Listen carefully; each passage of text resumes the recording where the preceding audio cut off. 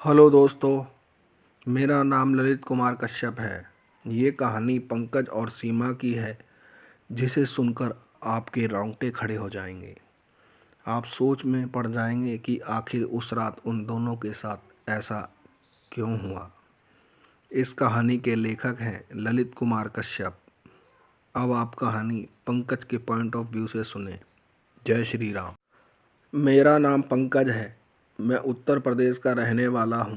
मैं गांव में दूध की डेयरी चलाता हूँ। मेरी शादी हो चुकी है और मेरे 2 बच्चे हैं। सब कुछ सही चल रहा था उस खौफनाक डरावनी रात से पहले। सर्दियों का मौसम चल रहा था। दोपहर के वक्त मुझे क्या पता था कि मेरा ही वक्त आज उल्टा चल रहा है। मैंने ही दोपहर को सारा काम पूरा करा ही था कि भागते हुए जगपाल आया। जगपाल हमारे खेतों में छोटे मोटे काम कर दिया करता था। वो बोला, पंकज तुम्हारी सास की तबीयत खराब है, तुम्हें बुलाया है ससुराल में, जाओ उन्हें देख कर आ जाओ।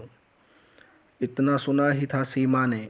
सीमा मेरी पत्नी का नाम है। वो रोने लगी और बोली, चलिए जी जल्दी चलें। हमने अपने दोनों बच्चों को उनके दादा दादी के पास छोड़ा और मोटरसाइकिल से चल पड़े। मैंने आज सीमा से कहा, आज तो अमावस की काली रात है, जिस वजह से ज़्यादा अंधेरा होने लगा है। मैं बता दूं कि मेरी ससुराल मेरे घर से 70 किलोमीटर दूर है, पर ससुराल से 15 किलोमीटर दूर ही हमारी मोटरसाइकिल ख़राब हो गई और सामने ही कब्रिस्तान था। सीमा बहुत ज़्यादा डरने लगी थी। मैं बोला, डरो मत, आगे चलते हैं, वहाँ से कोई दूसरी सवारी कर लेंगे। सीमा ने कहा, ठीक है। हम दोनों आगे चौराहे पर पहुँचे ही थे। वहाँ 2-3 आदमी बैठकर बातें कर रहे थे। मैंने उनसे पूछा, भाई साहब, विकासपुर के लिए सवारी यहाँ से मिल जाएगी क्या? उन्होंने हंसते हुए कहा, हाँ हाँ भाई साहब, यहीं से मिलेगी। हम भी सवारी के लिए ही बैठे हैं। मुझे उनकी बात सुनकर बहुत अजीब सा लगा। सीमा ने कहा, अजी फ़ोन कर लो, घर पर कोई ना कोई आ ही जाएगा। सीमा ने इतना कहा ही था कि एक बस आकर वहीं रुकी। बस का कंडक्टर बोला, विकासपुर वाले चढ़ जाओ। हमने मोटरसाइकिल वहीं छोड़ दी और बस में बैठ गए। बस में रात के हिसाब से ठीक ठाक सवारियां थीं, पर बस में बहुत शांति थी। कोई किसी से बात नहीं कर रहा था, ना ही हिल डुल रहा था। थोड़ी देर बाद बस ने एकदम ब्रेक मारा, जिस कारण सीमा के सर में चोट लग गई। खून आने लगा। कंडक्टर बोला, उतरो सब, खाली करो बस को, अब ये बस आगे नहीं जाएगी। मुझे लगा शायद विकासपुर आ गया। जैसे ही मैंने सीमा से कहा, चलो उतरते हैं, विकासपुर आ गया, तो मेरी आंखें फटी की फटी रह गई, क्योंकि सीमा बस से गायब थी। मैंने इधर उधर देखा, नहीं दिखी। कंडक्टर से पूछा, मेरी बीवी को देखा है तुमने? कंडक्टर मुस्कुराते हुए बोला, वो देखो पंकज, तुम्हारी बीवी जा रही है। मैं बस से नीचे उतरकर देखने लगा तो देखता ही रह गया। डर के मारे मेरा बुरा हाल हो रहा था, क्योंकि सीमा उसी कब्रिस्तान में जा रही थी जहाँ पर हमारी मोटरसाइकिल ख़राब हुई थी। मैंने पीछे मुड़कर बस को देखा तो बस पूरी खाली खड़ी थी। ना ही ड्राइवर और ना ही कंडक्टर थे। ये देख मेरे पैरों के नीचे से ज़मीन खिसक गई। मैं थर थर काँपने लगा।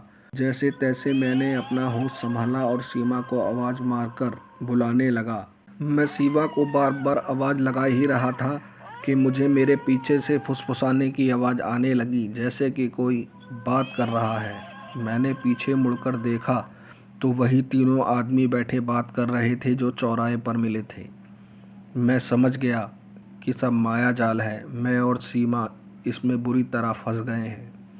पर मैं हिम्मत करके कब्रिस्तान में घुसा जहाँ सीमा गई थी। मैं सीमा को ढूंढने लगा, पर वो कहीं नहीं दिख रही थी। मुझे किसी ने पुकारा, पंकज, आ जाओ पंकज, मैं यही हूँ। मैंने पीछे देखा तो सीमा थी, पर वो आदमी की आवाज़ में मुझे बुला रही थी। मैं इतना डर गया, मुझे लगा दिल की धड़कन रुकने वाली है। सर्दियों की रात में मुझे पसीना आ रहा था। मुझे लगा किसी ने मेरा पैर पकड़ लिया और दबाने लगा, जिस कारण मुझे बहुत दर्द हो रहा था। तभी सीमा बोली, पंकज मुझे बचाओ, बचाओ पंकज, ये आदमी मुझे नहीं छोड़ेगा। बचा लो पंकज। इतना कहकर सीमा बेहोश हो गई थी। ये देखकर मैं डर गया और जैसे तैसे मैंने उससे अपना पैर छुड़वा लिया और सीमा के पास पहुंचा। मैं सीमा को देखता का देखता ही रह गया, क्योंकि सीमा हवा में लेटी हुई थी। उसकी आंखें सफ़ेद हो गई, शरीर पीला पड़ गया था। तभी कब्रिस्तान में तेज हवाएं चलने लगी, बादल गरजने लगे, कुत्ते रो रहे थे। तभी अचानक मेरे कंधे पर किसी ने हाथ रखा। मैं डर के मारे सहम गया और कांपने लगा और चक्कर खाकर गिर गया। जब मेरी आंख खुली तो मैं और सीमा कब्रिस्तान के बाहर ही पड़े थे। मैं उठा और सीमा को जगाया। वो बोली, अजी हम कहाँ पर हैं? मैंने उसे रात की घटना के बारे में नहीं बताया और वापस घर पहुंच गए। घर जाकर जो पता चला उसे सुनकर शायद आपके भी रोंगटे खड़े हो जाएंगे, क्योंकि घर पर सीमा की माँ यानी मेरी सास आई हुई थी, जिसे हम कल देखने जा रहे थे। मैंने पता किया तो पता चला जगपाल, जिसने हमें खबर दी थी जाने की, वो तो हफ्ते भर से शहर गया हुआ है। ये देखकर मैं सुन्न हो गया। बस दोस्तों, आज की कहानी में इतना ही। मिलते हैं अगली कहानी में। कहानी अच्छी लगी हो तो चैनल को सब्सक्राइब करें, लाइक करें, शेयर करें। जय श्री राम, जय हिंद, जय भारत।